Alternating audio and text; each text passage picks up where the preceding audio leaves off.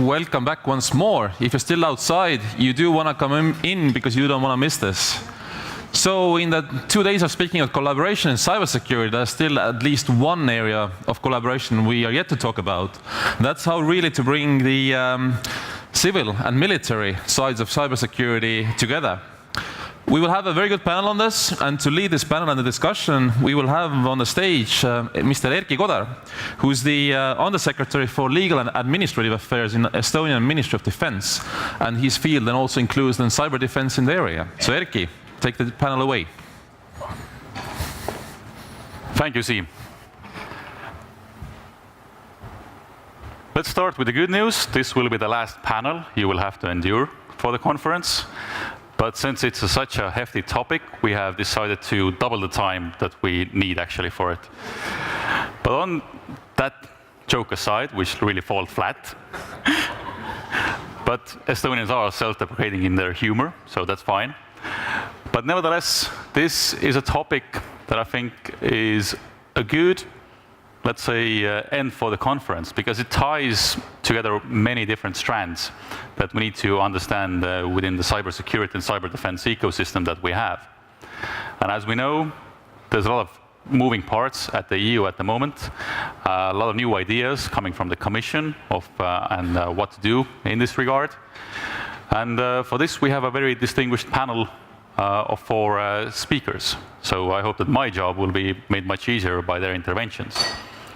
The rules of the road will be simple. I will ask the panel to come up here when I introduce them, but I will only give a short introduction to the topic, and then they will have each 10 minutes to give their viewpoint on the EU civil-military cooperation. So starting with our panelists, we have Mr. Steve Purser, who's the head of Core Operations Department at ENISA. Steve, would you come up, please? We also have Miss Merle Maigre, who is celebrating her anniversary today of being 2 weeks in the position of the director for the CCDCOE. Merle, please. And we have a good friend of ours, Arnaud Coustillière, who's, and I have to read this because it's a very lengthy title that he has, General Director for Security Information Communications in charge of digital transformation at the Ministry of Defense of the French Republic. And last but not least, we have Martin Konertz from the European Defence Agency, and he's the Capability and Armament Technology Director. So these are distinguished panels. And I will only kind of give you the broad context of what I would like to panel to discuss. For example, we know that there's a lot happening within cyberspace, especially in cybersecurity and cyber defense. Everybody know what the threat vectors are. We have state actors, we have criminals, we have non-state actors, and even maybe those highly developed sentient beings. We have the rise of the artificial intelligence, machine learning. So the threat landscape is getting more and more varied. We need to have coordinated responses from the EU side, even from NATO side, and from the member states' side. So it's not that easy to coordinate these different strands of work that we have. Just 2 days ago, the European Commission gave its communication and proposal, which I know that you have discussed during the conference, of what the future of cybersecurity strategy should be within the EU, what the future role of ENISA could be, even in that regard. So there is interesting developments. And just last week, we had the European defense ministers here in Tallinn. We had the EU Cyber 2017 exercise, which was the first of its kind for the defense ministers, because for 2 hours, those people in their high political capacity had to solve cyber problems on the strategic level. It's not that easy for them, but I hope we raise their awareness that these are the topics that have strategic effects. Just yesterday, I actually read on the threat landscape thing one last bit that what we're actually dealing with is a really difficult problem set, in the sense that we're talking about network security. The average time before you understand that somebody is in your networks is around 200, 300 days. But the average lifespan of a zero-day exploit in that regard is 6.9 years. So that's from the RAND Corporation, at least. So there's a lot of open holes that we need to patch in our organizations, in the EU, and in NATO as well. So moving on now onto the panel, and I think how we can actually discuss these issues of how to shape and develop the civil-military ecosystem to ensure the better cybersecurity in Europe as a whole. I think we could maybe turn now to the EU side to see how the European Defence Agency and ENISA see those things. Then I would actually give the floor to the Admiral to give a national perspective on different topics. And lastly, but not least, Merle will kind of wrap up how the NATO CCD COE, their training and exercise portfolio actually fits into this vector, and maybe can actually even get a bridge over the NATO and EU on that side. So Stephen Martin, I want you to address one of the things that, in your view, on the EU level of civil military structures and the in place that we have for cybersecurity and cyber defense, do you think that there is enough cooperation, or is it just coexisting? So kind of like give us the overview of what do we actually see in this regard within the EU. Steve, maybe you can start off, please. Okay, so good morning, everybody, and of course, thank you for inviting us onto this panel. This morning, I made a tweet, and I said the winds of change are blowing. And indeed, I think they are. I think there's been an awful lot of change in this area the last few years. So I thought what would be nice, and I won't take 10 minutes, but what would be nice would be to have a brief look at how we got to this point, and then to see what it teaches us about where we go from here. So how did we get to this point? First of all, let me say that 3 years ago, it was almost impossible to have this conversation. So this is a huge step forward, and we at ENISA really appreciate it because we think it's key that people talk to each other in a structured way, and these artificial silos that were set up between us in the past need to be broken down. So looking at it from a historical perspective, the Lisbon Treaty abandoned the pillar system in theory, but of course we are still living with it. You don't break a system like this overnight. This came into effect around 2009. 2010, we had the EU internal security strategy, which broke down the barriers between ENISA, for instance, and the law enforcement agencies. So as from this moment, we started what has been a very fruitful collaboration with the law enforcement agencies, and all the predictions that this will be difficult have proved to be untrue. In fact, it's been very useful, and we've done a lot of very good things together. And more recently, as a result of discussions in the Council and a number of other developments at high level between the EU and NATO, we've been discussing with the EDA, who will talk shortly, and there's a number of initiatives already going on with those, which I will talk to soon. So this is good. This is showing that we are moving forward and that we are collaborating more and more. Good. Just looking through my notes in terms of perhaps to talk a little bit about what we're doing with EDA. So it started with an agreement for ENISA to support EDA in the area of exercises, but it very quickly grew, and now EDA, ENISA, CERT-EU, and EC3 are all working together quite intensely to come up with a cooperation framework in a number of areas. These include exercises, training, standards, and a lot of other things, yeah? In parallel, other things have been happening. Those of you who are familiar with the Tallinn Manual and international cybersecurity law will notice that Tallinn 2.0 has just come out. And if you look at the difference between Tallinn 2.0 and Tallinn 1, as it were, it's very interesting. It's essentially moving, to my mind at least, military capability to be available in the civil space. And in fact, the main remark of Tallinn 2.0, if you read the fact sheet, is that it is bringing the Tallinn law to those kind of incidents and day-to-day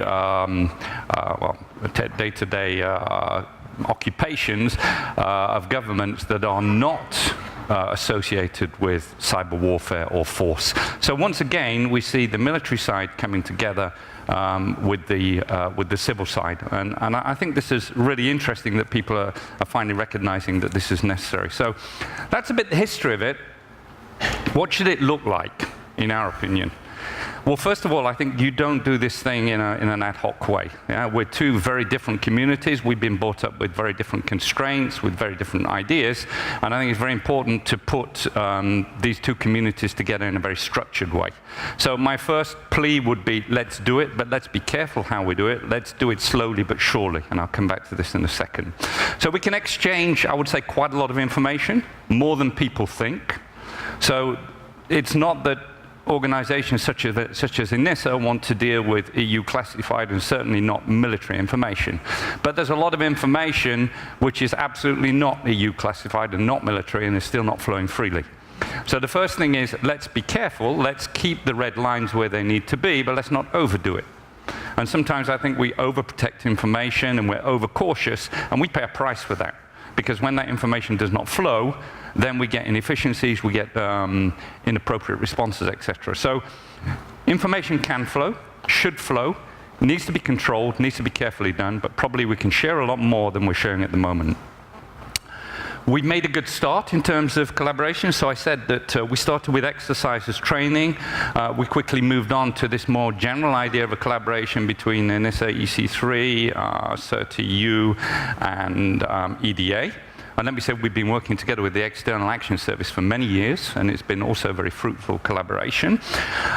What are the next candidates, in our opinion, from an ENISA perspective? I think we should give more attention to things like standards, certification, risk analysis methods, situational awareness. Each of these things is not common to any particular area, right? So it would be crazy, for instance, if in the open market segment we agreed on a set of standards for cybersecurity and the military adopted a totally different set of standards. Of course, they need it for certain circumstances, but when a lot of operations are not under those circumstances, and when you do procurement, etc., you want to have a sensible overlap so that industry does not have to needlessly obey two completely different set of standards. There's definitely room to do things there. A similar argument applies to certification. A similar argument applies to risk analysis. We're all dealing with the same sort of threats, just in different sort of areas.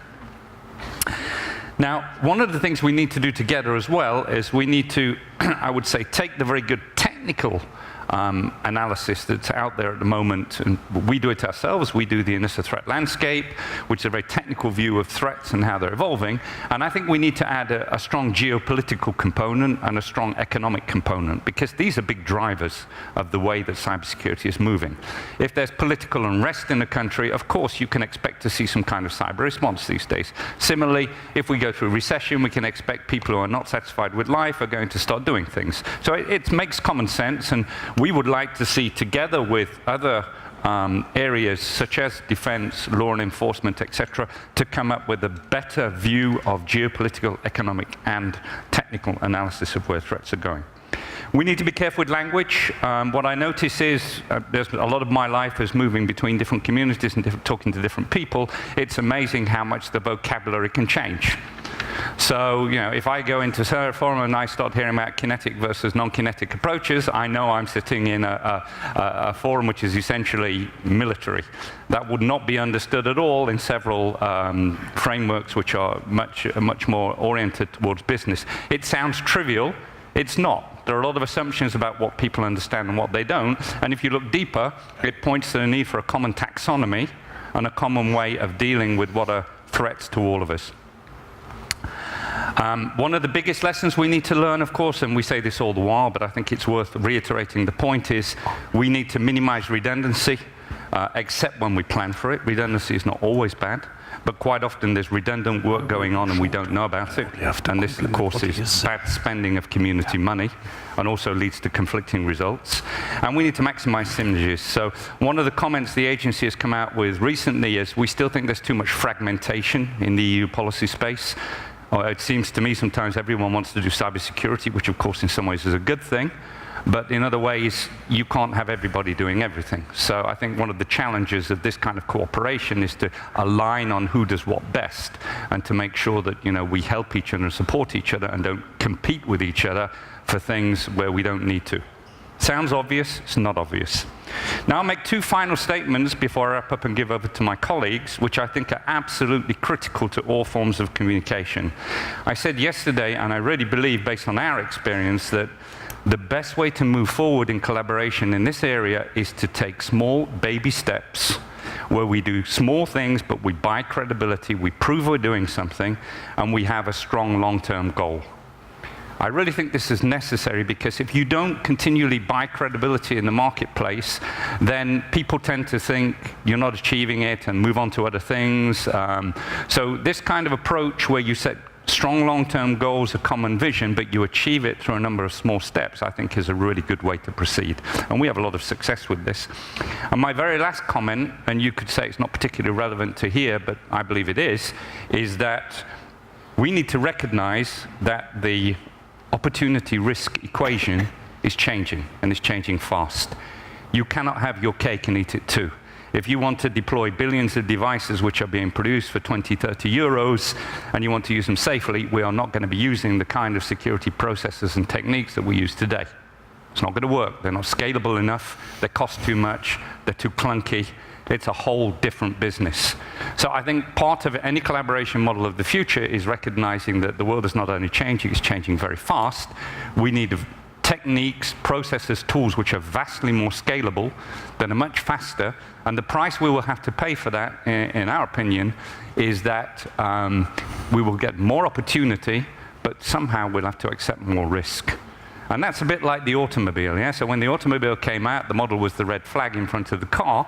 Didn't last very long, of course. And okay, we have all the benefits of having a society which has automobiles, but we have, millions of deaths on the road. Of course, we don't want that, but you cannot stop it, you can only minimize it. You can only get an optimal response. So let's recognize that, let's go for the optimal response, and let's not try to kid ourselves that we can have the kind of very deep level of security for this kind of technology. It's a trade-off, and the skill will be in selecting that trade-off correctly and implementing it correctly. And with that, I'd like to hand over to my colleagues. Steve, thank you. I think there's a lot of food for thought in many of those topics that you kind of went quickly through. I especially would like to point out the vocabulary and the taxonomy, because I do think that it's important, and we already have in cyber this issue where we are struggling to translate technical information to the level of the political or the strategic. But at the same time, we have different kind of silos between us, and those silos don't talk the same language, but they do understand what the technical basis of that is. And I think that at least what the Italian manual did for the lawyers is that it kind of brought them onto the same level of what words should we use. Yes. But now moving on to more of a precise agency, I would say the EDA, in the sense that the EDA is between this civil and military, in the sense of capabilities that we're trying to procure and develop. And on this, I would actually also like to extend my gratitude for both the ENISA and the EDA for their part in the EU Cyber 2017 exercise, because it wouldn't have happened without you. The ENISA guys and made the scenario, and EDA gave us the means to technically fulfill it. So, and in the setting of the defense minister. So there is this civilian military, let's say, there is no civilian military divide if we want to actually do good things. But Martin, how does the EDA fit into all this? Thank you very much for giving me the floor and for inviting me here. I can only echo what Steve had said, and let me quickly pick up what he said with the baby steps, which should build up the credibility which we have to buy. And I can only agree to this, but we should go these baby steps quickly, since the things are moving very fast, and we always have to strike a balance between fastness and speed and the distance we are going. And let me echo with one quote: you cannot breach a canyon in 1,000 steps. You need one courageous step. But this has already been done by the security strategy on cyber, I think, and I don't want to look into depth into that. I would just like to look at it with some distance, and if you look at it from some distance, it is a call for cooperation and not for competition. And all the players in the field of cyber, and I fully agree with what Steve had said, is we have to work together. We have the unique chance to break new ground, and I will come back to this later on. Let me focus on two things. I want to shed some light on the defense area. and bring some practical examples what we are doing in this field. If you look at the IT world and the cyber world, things are moving very, very fast, and that is true to the bottom for the military world as well. And the interest of the defense in secure cyber is threefold. In general, defense is operating dangerous assets, and they have to be protected against malfunctioning to protect our soldiers, our citizens, and the combatants and non-combatants. Reducing the increasing risk by technological developments such as autonomous systems, military Internet of Things, is a new process. Some nations speak about the digitization of the army, and it is even the case that in some countries and some member states of the EU, cyber defense becomes a military service in its own right, like the army, the air force, and the navy. And it's not for nothing. And the third element is we have to achieve information superiority to be able to beat the enemy, which is the ultimate aim of the military. And let me put it like this, looking at the weapon systems and with all the sensors. It is of course true that we have to see and look at a fighter aircraft as a fighter aircraft. We have to look at frigates and ships as a military vessel or as a frigate.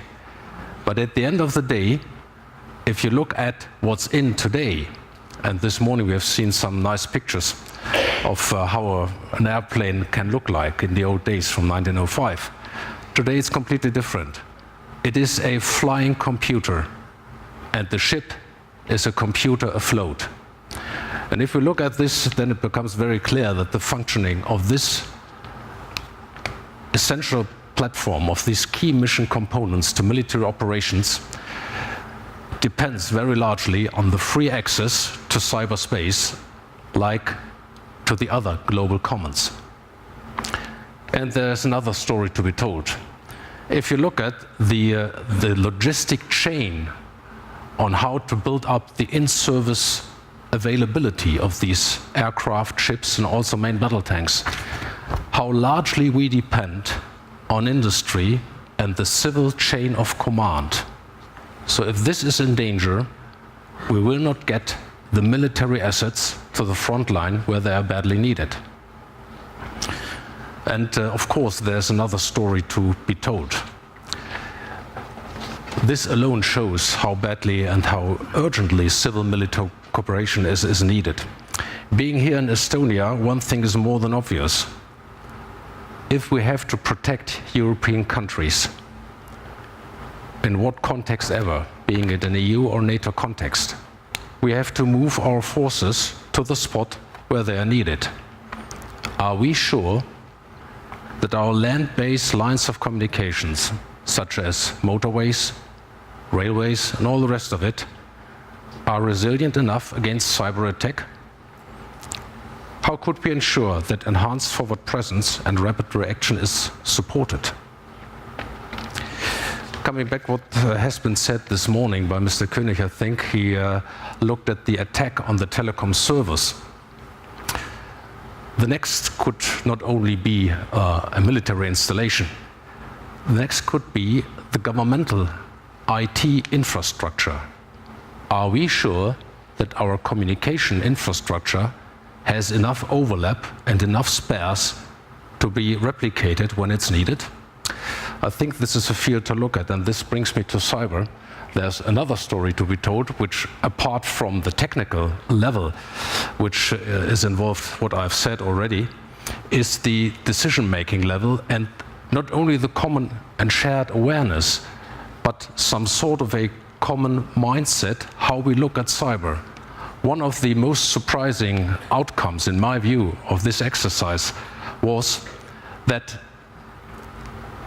there is no common view on what has to be perceived as an attack. If you don't have this common view on what is an attack, then hostile action may be perceived as being below the threshold of a political decision. So besides that, you can see that the defense area covers all levels. The political level, as far as awareness and decision making is concerned, and developing a common set of indication and warnings. The operational level, which deals with the platform-based and the concept-based elements of cyber defense, and the technical level, which deals with the modernization, the hardening, the resilience, and the research and development for future system and the preparation of the future. Let me come to some practical examples what we have done for cooperation. We're dealing with cyber defense since the very beginning, 2010, 2011, and from the very beginning, ENISA has been on board with us, or the other way around. We have on board with them, of course. And I would, not to contradict you, but we are not the only ones who are precise. So each in his field of responsibility, of course, are doing very precise things. And today we are, as far as cooperation is concerned, very far, not only with ENISA, but also with the European Cybercrime Center, Europol, the third EU, and we have identified common areas of responsibility, common areas of interest, and the memorandum of understanding will be signed very soon by our executives. Not to forget the mill-to-mill cooperation, and we are in very close and good contact with the Center of Excellency, Merle, and we should continue this, which brings me to the point of the NATO-EU cooperation, which is essential. Member states or allies or whatsoever only have one single set of forces and capabilities. And if we would like to have a coherent capability landscape, this should be our starting point. It's nothing worth for a national, military or civil planner to deal with competing priorities, competing capability requirements, and competing organizations which look at the end of the day at one big pot. And we have the unique chance to shape this capability landscape in a coherent manner based on the cybersecurity strategy. Last but not least, let me echo what has been done with the standardization, together, of course, with Estonia, who's very active in this field, Portugal, Czech Republic, and Austria, and of course Greece. We have designed some sort of a common exercise scheme on decision-making in cyber defense, which is a very good thing to proceed. And as I said, this looks not only at the awareness part, but also at the common mindset part. And having a common and coherent view on the same issue is key to success. We have to speak with one vote as Europe, and we have to act as one Europe, although that many organizations are dealing with the issue. That brings me just to the end, and I quote again Steve, and this shows how close we are. One of the, I think it's Nike, although I shouldn't say that. Just do it. That's the first thing. And the second thing is quote Harry S. Truman, who said, "It is amazing what you can achieve if you do not care who gets the credits." So I can only encourage member states and allies and all the organizations dealing with cyber defense, just stick together in a handshake mode, and then we can do it. Thank you very much. Thank you. I think you raise one of the hard questions within cybersecurity at the moment, is that conceptually we seem to understand what we need to be doing.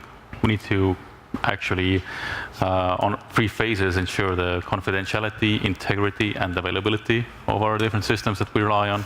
But at the same time, it's really hard to coordinate all the different actors that we have in this regard. And with the preparation of the exercise for the EU Cyber, I also saw that how much time we needed to divulge to get all the different players in European Union cyberspace and all the different actors on the same page that we can actually do this exercise. It has been a tremendous task in that regard. But moving on now from the EU and institutional perspective, more to a national perspective, and no civil-military ecosystem debate would be fully adequate if we wouldn't have a national perspective in the sense of a military officer on the panel. And I would ask now Admiral Coustillière to give his national perspective on how France sees the developments in cybersecurity. I know that you have been very active in engaging the private sector as well in France. You have a cyber reserve of getting more personnel that we all lack in our organizations. And in the end, what do you actually expect from the EU? And do you think that the new EU strategy will actually deliver in this regard? Okay, thank you very much. First, sorry for my pure French accent.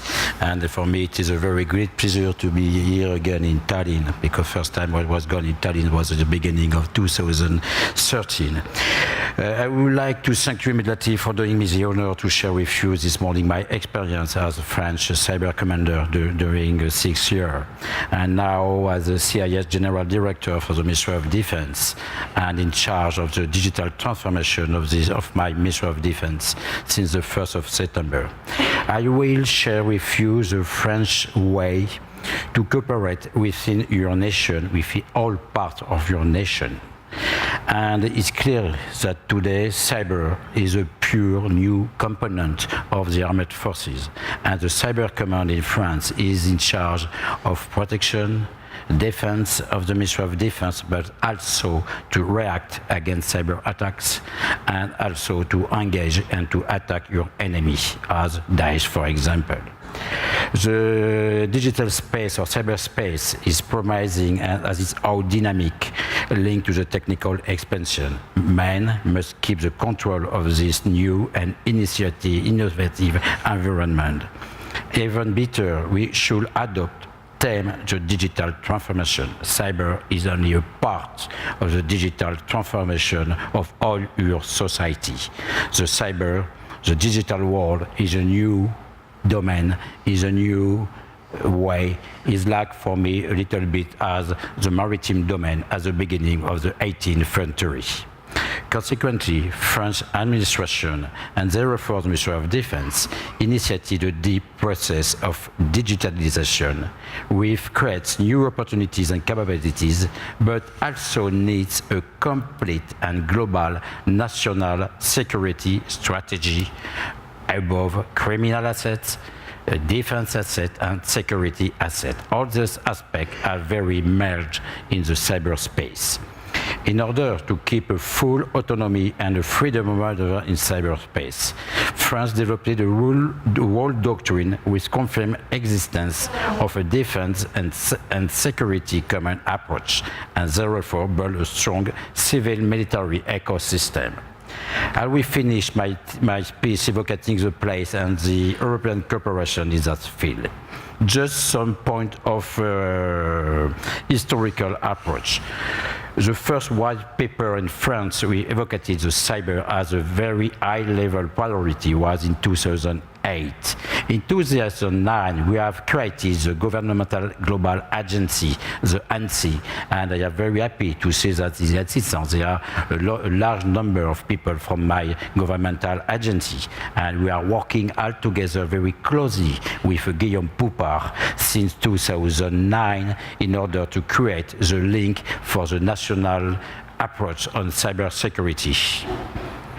ANSI is a cyber defense authority under the authority of Prime Minister. It's very important that the first power of cybersecurity in the state was under the president or under of the prime minister, but not under of one of the minister, defense, interior, or another one. We need to have a true global approach. In 2011, in Ministry of Defense, we have created the function of General Officer of Charge of Cyber Defense, and now this man is the French Cyber Commander since the beginning of 2017. It was my last appointment. And since 2011, we are conducting a permanent adaptation and development of structure. We are facing to many new operational challenges in play, and we are putting a capacity supporting all military operation, including defense and attacks against enemies. And now we have a new cyber command, fully independent, a new component of the French forces, and it is acting against all enemy of France, not only on very technical attacks or technical subject, but also against the propaganda against Daesh of some another nation.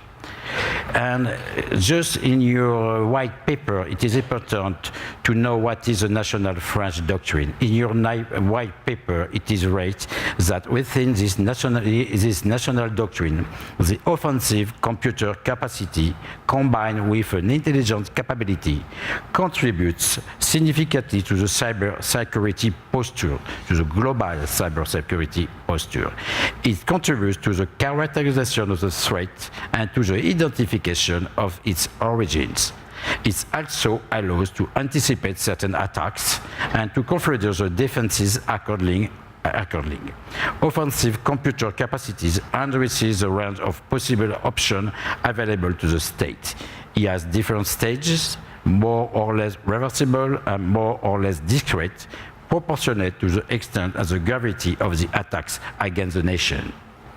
The Military Planning Act for 2014 and until 2019 and all the decisions post the terrorist attacks against France gave us €1 billion and more 2,000 additional men for the Ministry of Defense. In 2011, average in the core of the French military cyber defense, it is average 100 people. When I leave my job in the end of August, we have the authority on more than 2,500 people under the Ministry of Defense. And in the end of 2090, it will be more than 3,500 people, just to give you the importance and the increase of these topics for the different Ministry of Defense and for the President of the Republic of France. And when you take the number of people in the governmental agency, it is a little bit the same. Average 100 people in 2008, and today more than 550, and in some months we will take some decision to have more and more people. Also in the French law, the state services are authorized to identify the origin and to neutralize the effect of cyber attack. Now, it is difficult to put in effect, but it is in the French national law. Also, the operators of vital importance and strategic companies must implement cybersecurity measures and notify cyber incident to the governmental agency or to the Ministry of Tutel. State services are authorized to access metadata to alert ECP and operators in events of serious cyber threats. The legal framework now in France, the global legal framework, is a new one and is well done. For the Ministry of Defense, we have put on the table a sort of strategic plan to mobilize the World Ministry of Defense and global currents. Cybersecurity, academic, we have developed many shares in relationship with different universities of France. Operational in industrial research and development, we are putting more than 30 million euros each year for specific research and development projects. Recruitment of highly qualified personnel, structuring a civilian mill pool of excellence in cyber defense.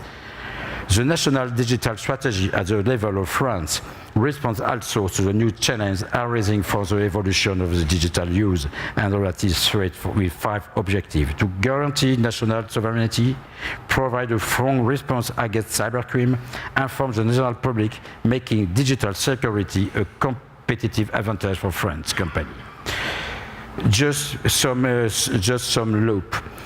We have developed also a citizen river and a reserve for national cyber defense. We have now more than 300 high-level citizen people ready to relay the spirit of cyber defense, and we have averaged 4,400 people ready to intervene with the forces in case of major cyber attacks, reinforcing the link between the Ministry of Defense, the youth, and some companies' patriots. These people can be put at the disposition of the governmental agency. We also have put in place a cyber excellence pole, which federates industries, academics, and military entities. This cluster was created to optimize interaction in the civil-military ecosystem in France. Optimize use of development of cyber competencies, stimulate research, formation, and innovation, create and exploit a national training and cyber defense simulation capability common to the company, industry, and the Ministry of Defense. Going deeper on the digitalization, we need some clear objective and framework in order to adapt French strategy. We need to have a good cartography to key competency and development of synergy. We need to have also a balanced top-down and bottom-up governance. And we need to fertilize your civil-military ecosystem with events such as hackathons or drill or challenge or like capture the flag. What is the place of the EU in this démarche? I think that EU have set many series of key works in the few works, and the review of the cyber strategy is under process. But on the very pragmatic way, I think it is necessary to focus on the EU state and on a few axes. Work on crisis management capacity, improve training and support for citizens and businessmen, work on certification and threat processes. All this work will be benefit for the governmental approach and for the Ministry of Defense approach. We need to have some products certified at the level of Europe inside military organization. We need to retain the capacity in Europe to integrate systems. We need to have a strong company, operate strong company, and we need to review all these subjects. The defense of France and Europe must adapt to the current and future challenge of the digital transformation. I am convinced that it is only together that we will retain your strategic autonomy. Thanks. Thank you, Admiral. And I especially would like to emphasize what you already talked about, what the EU has been doing or thinking. I think a lot of those ideas have been proposed by the Commission, but now the real task becomes whether we can move from paper into action. But now finally, last but not least, Merle, I know that the NATO CCD-COE is a training and exercise hub, but there's also avenues there for NATO and EU cooperation. And in your opinion, do you actually even see this civil-military borderline in cybersecurity at your organization? Yes, well, thank you. I'll make 4 points on that, but as an introduction to the topic, I thought about it. I thought about the civil-military ecosystem, what it is, and I remembered my former boss opening another event in this very room a year ago, opening an international cyber conflict conference, something the NATO Center of Excellence organizes a year ago, underlining how the very digital world really has started with military research. President Ilves mentioned how, I mean, think of Alan Turing during the Second World War working on the decrypting Enigma. Or he referred to the origins of web in DARPA, the Defense Advanced Research Project Agency in the US. So it's funny actually how we recognize that like so many technical innovations, the digital world originated in the defense establishment, in the military. But today, when the digital world is increasingly a battlefield, it in this battlefield, the defense establishment has become the tail of the dog and not the dog itself. Because although everything we call cyber began with military research, the military side does not really occupy today the minds of all these millions of people who are involved in all things digital. Instead, we are worried about, first and foremost, about civilian and commercial networks. We are worrying about the disruption of vital services due to a cyber incident. We worry about our power grids, hospitals, traffic control systems. We worry about banks and financial markets, credit cards, personal data records. We worry about election results growingly. Serious or large-scale damage to these in the digital age can really have a disastrous consequences to our democracies, we've come to realize, to our economies and to our people. So, to put it more bluntly, some lines of code can just as effectively knock out a power plant as a missile. So my second point, what should we do about this? And yes, I believe we should have more civil-military interaction, but I think we should even go beyond that. We need more. We need a comprehensive approach. We need to build bridges along between various different communities, not only between the civil and military, but also between politicians and IT techies, between various communities. We need collective solutions and an interdisciplinary approach, really. And for those in this conference who were here at the very beginning yesterday and saw the video taking us back to the 2007 cyber attacks in Estonia, it came clear how these attacks 10 years ago in Estonia prompted the first really serious public discussion on the possible impacts of cyber attacks on the whole national security. So Estonia was facing these issues and learned the lesson 10 years ago that came to a common understanding that cybersecurity can only be ensured through cooperation. And it needs to be a contribution which is required at all levels, that it is being called the collective brain. Cooperation at all levels, at the state level, corporations and individuals, not just civil and military. Cybersecurity can't even be ensured by the states alone because internet is not controlled by the states. So the only effective cyber defense is comprehensive defense. And now I get to my third point, to the shameless advertisement of the NATO Cooperative Cyber Defense Center of Excellence. It includes 20 NATO and partner nations, and for about 10 years now, I think this place is really unique in building these bridges, in having an interdisciplinary approach to conducting research, training and exercises in its 4 focus areas: technology, strategy, operations and law. Under the same roof, NATO CCD COE unites dedicated technologists from one end, but also international law and policy experts, civilians and military officers. So this center has been building these needed and necessary bridges. It has good examples of civil and military side of things coming together in all 3 of its activities or areas. In research, Tallinn Manual was mentioned. Tallinn Manual 2 indeed is a good way, a good example of international law being applicable and researching the international law in both civil and military spheres and areas.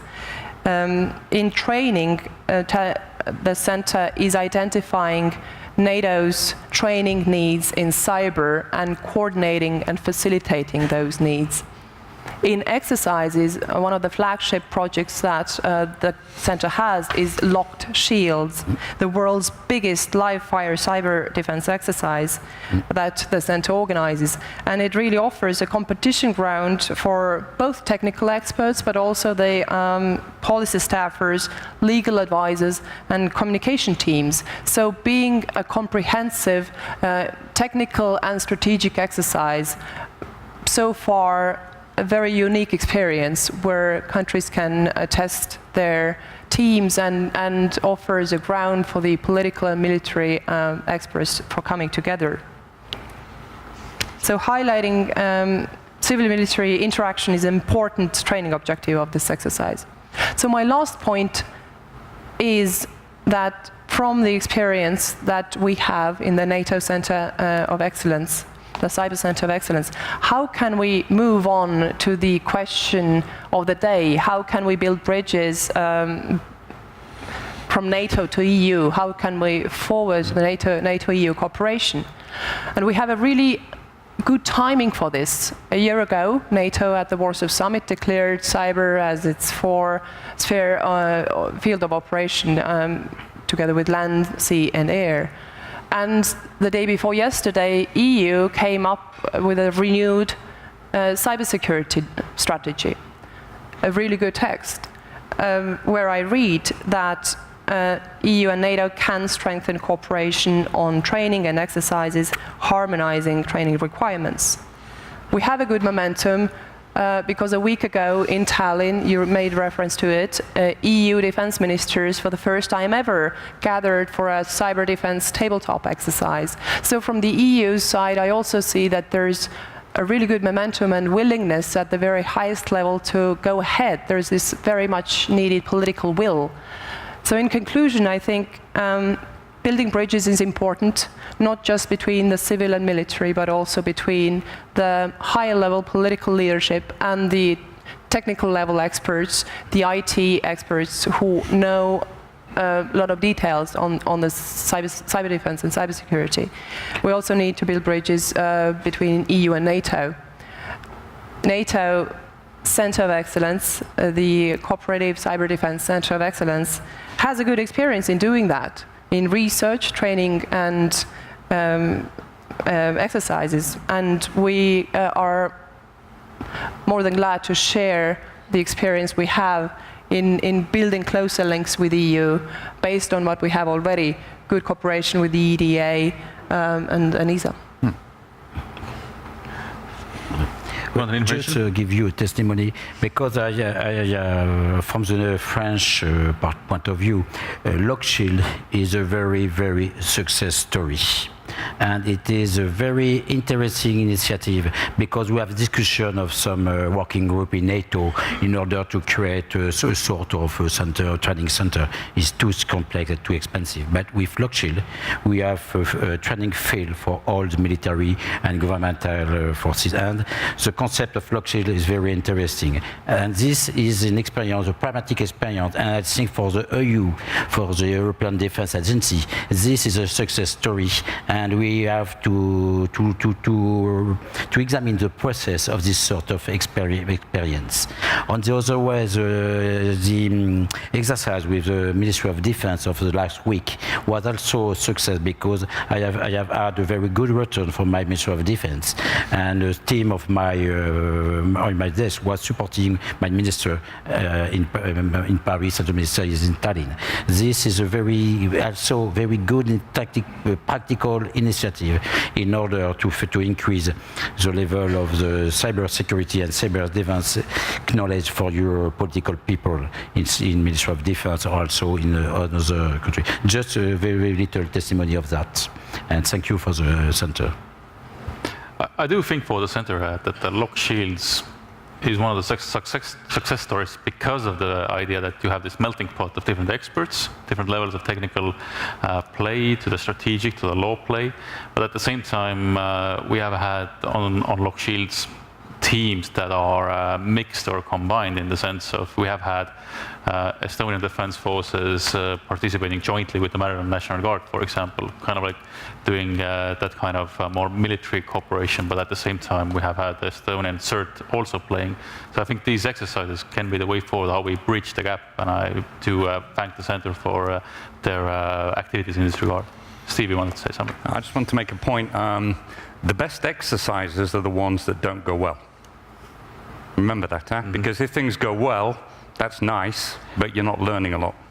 When we did the first pan-European exercise, it was terrible. Honestly, we really realized it was, we didn't know who to phone, we didn't know what information. That's now 6, 7 years behind us.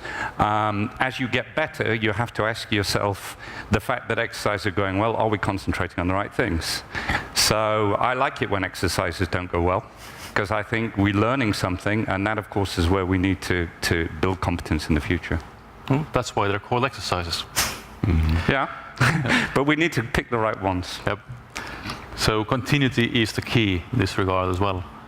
But now I think we have a couple of remarks from the floor that we can accommodate. So any questions from the audience?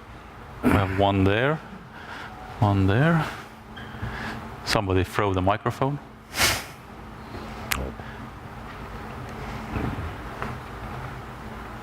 Yeah, thank you. So I have a question to Arnaud Coustillière. I'm Heli Maglar from European External Action Service. You have set up the civil-military joint cyber defense cluster in Brittany, in France. I think this is a very good example how one EU member state is trying to capitalize and mobilize the expertise on both sides, on the civilian and military side. Can you maybe share this experience with the others, and how you have factored the military and defense aspects into your cyber defense cluster in Brittany? Thank you. Yes, as the first level of this initiative, we have a concentration of a main part of the Ministry of Defense assets in the country of Brittany. Why is it in this country? This country is 1 hour and a half by train from Paris, and we want to concentrate the people in the same place, because we know exactly that the problem to develop a cyber defense or cybersecurity capacity is a problem of human resources, and it is very difficult to keep the people. Brittany is a very quiet area, not very far from Paris. And in Brittany, we have yet the main center for the research and development for the Ministry of Defense, in the place where we are working on new submarine, new aircraft, new arms system. In this place, we have also military school specialized on CIS, and we are putting in this place some operational center for the cyber defense, offensive and defensive. And your Minister of Defense wants that the excellence of the Ministry of Defense, or the research of the Ministry of Defense, was proposed to the nation. We have created an association between Ministry of Defense, the country of Brittany, and some different partners in France. We have all main French companies specialized on cybersecurity, but also Greek companies like La Poste, who is in charge of the mailing, for the mail, like EDF, who is in charge of the power grid, and Orange, who is one of the big operators, and some other of one. We have put company who is a provider of cybersecurity and consumer of cybersecurity. We have put in this association also some main center of research and development, like INRIA, like CNRS. All people are coming from the research and development organization in France, but also we are putting some universities. And all these people are working in some working group. All of this organization are putting some human resources in order to work all together, to share. We are discussing of formation, we are discussing of education, we are discussing of training, we are discussing of need of products, and we are discussing all of this sort of subjects. The example of Britain, I would say, is a good idea of how you can actually manage the academia, public sector, and the private sector in a comprehensive way. And so this organization have a legal existence as an association. It is able to have some accord and some memorandum of agreement. They are working with center in Italy. They are creating link with Germany. They are creating link with Estonia, and they are creative link with another country of France, because in France we have a center of excellence on aerospatial industry near Toulouse, and they are linked with Toulouse and with Brittany. This sort is only a framework in order to create link, to create cooperation, and to have some cooperation. It is based on Brittany, but it is open all of society, all industry in France, of all schools. Some schools that are in Paris are members of this Center of Excellence. We had a question from there. That was the first one. And then it is a challenge.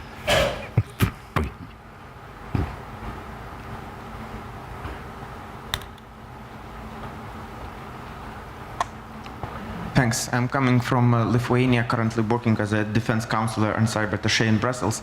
And my question probably goes to Steve from ENISA, because what you have mentioned in your introductory speech, that one of the future avenues for civil-military cooperation is probably situational awareness. And when it comes to EU, I think, at the center of, building a common situational awareness and building common picture is CSAT network. And do you see any possibilities how, this network could facilitate cooperation between civilian and military research, which I think would really contribute to building a common situational awareness in the EU. The new strategy tries to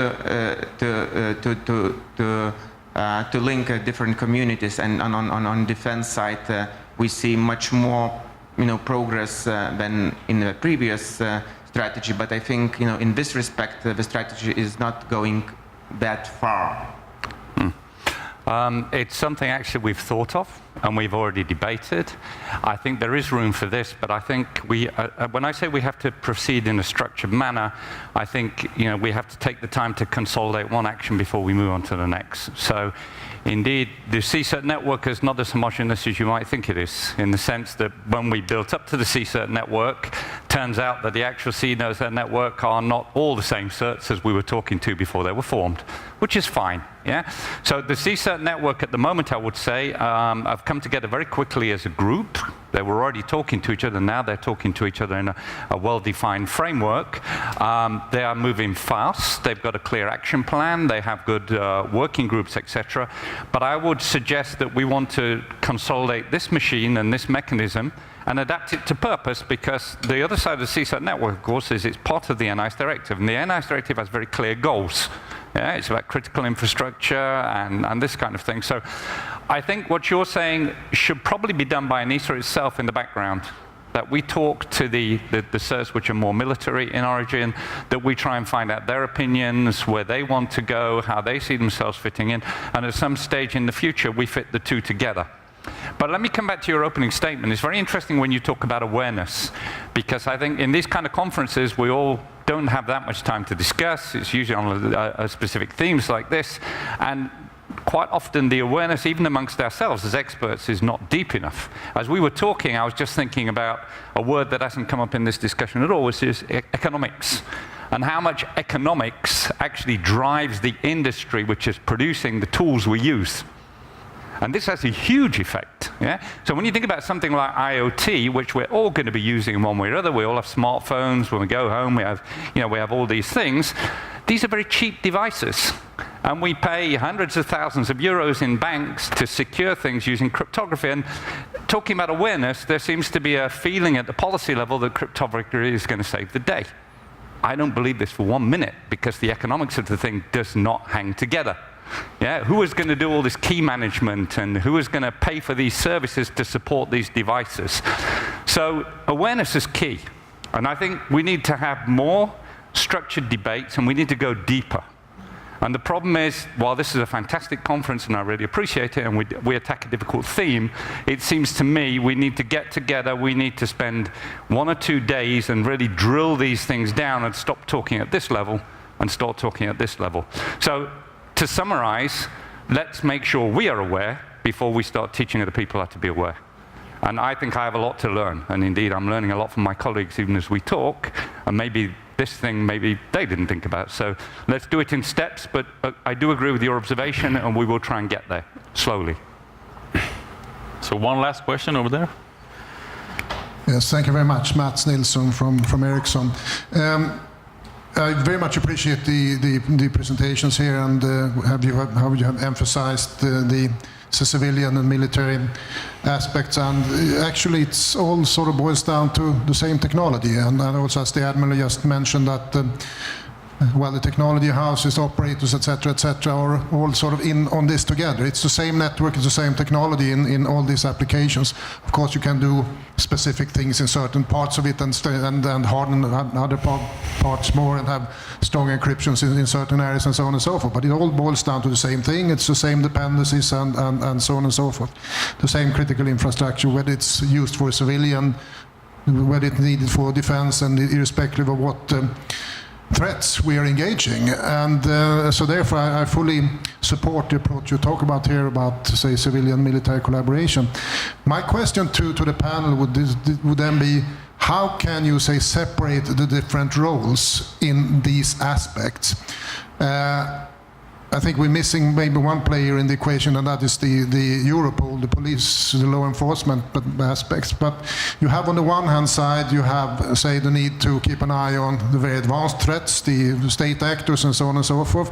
Then you have the law enforcement, and then you have the protection of the civilian infrastructure, and then you have, say, how do we, say, sustain, say, the operation, or the day-to-day operation of the ICT infrastructure from ordinary malware for say, the more day-to-day type threats that goes on. When you take that scale into equation, you will then need to clarify who's responsible for what. I mean, what will the operators do? What will say, the law enforcement agencies do, and so on and so forth? And that's the one piece of the equation. And the other piece of the equation, how do you deal with, say, the respective roles from a legal perspective? Because in the one hand, you have GDPR, which protects us, to protect the privacy of the citizens of the European Union. On the other hand, you have the need to, when there is proper crime suspicions, to keep an eye on things. And how do you do that in a way that doesn't infringe on GDPR? And so on and so forth when you go further into state actors and defend things. And as the Commissioner also stated, say, the trend to go towards IPv6, which is good because IPv6 is stronger, has better resilient, better inherent security and so on and so forth. But then again, I guess the main reason was to, say, prevent bad guys from hiding behind NATs, the network address translators. But then again, you have to be very sure about how do you deal with that in the light of the GDPR and protection of privacy and so on and so forth. If you could elaborate on that, thank you. That was a big lot to chew on that. Any takers? I'll kick us off. I mean, we do have mechanisms, of course. I immediately started thinking about Article 4 and Article 5 of NATO, for instance, which put certain restrictions on what NATO do. Within our space, you know, we differentiate very strongly already in law between what the legal people can do and what the civil people can do. So there is a framework there, and we shouldn't forget that. The problem, of course, is, and I think this is what you're alluding to, that framework is being blurred. Take the example of lawful interception. Lawful interception is very interesting because, of course, it's a concept that grew up when we were all using telephones and old-fashioned devices, and now all of a sudden we're using these new sexy things which are not at all the same sort of instruments, and they introduce whole new problems. So we talk about, you know, should we introduce weaknesses in cryptography, and we have very complex debates. I would say several things. First of all, I think the existing framework is quite good, and we should not try and revolutionize it. Let's build on it. That's the first thing. Secondly, I think we should realize that there are blurred areas and they will stay blurred. But I think this is where the awareness comes back into it again. Before you attempt to resolve a problem, let's make sure we understand it. And some of these areas I'm not sure we understand. Yeah? So let's take the time to have the discussions at the right level of abstraction, and that's definitely a level lower. Then we can start. And in civil-military cooperation, I think we're just at that interface. In other areas, we are more advanced. But certainly ENISA would not like to do anything before making sure that our partners were absolutely 100% happy with the way we want to move. So first understanding and then act. And some of these things, it's back to what I said in my talk at the beginning, you cannot have your cake and eat it too. Some of these things are paradoxes, they are contradictions, and we will not resolve them, we'll just get the best trade-off. So back to this economics things, if you want to have all this sexy stuff which is costing small amounts of money, pay the price for it, but don't expect and don't pass the message to the decision makers that we can secure this kind of stuff to the same extent we could secure the old-fashioned mainframe. Clearly it's not true. So perhaps not a very encouraging message. And the last one, perhaps just privacy very quickly here as well. We'll make one comment on this. I'm quite outspoken on this. The debate in the privacy area up till now has been very legal. And this is a good thing, and it remains legal. But you need a practical framework to interpret it. And without that, it's going to be very difficult. Yeah? So it shouldn't be that for everything we go back to the courts for resolution.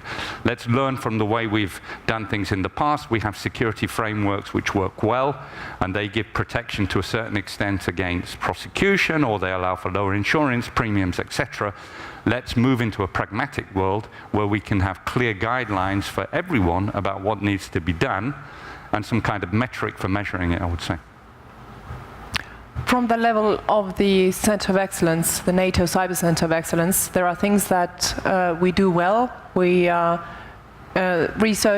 conducting research on strategic and international law area, plugging in our technical experts who are which enables us to have an interdisciplinary approach at things. We offer courses, mostly technical, but also support NATO in organizing cyber defense exercises, and the locked shields was mentioned.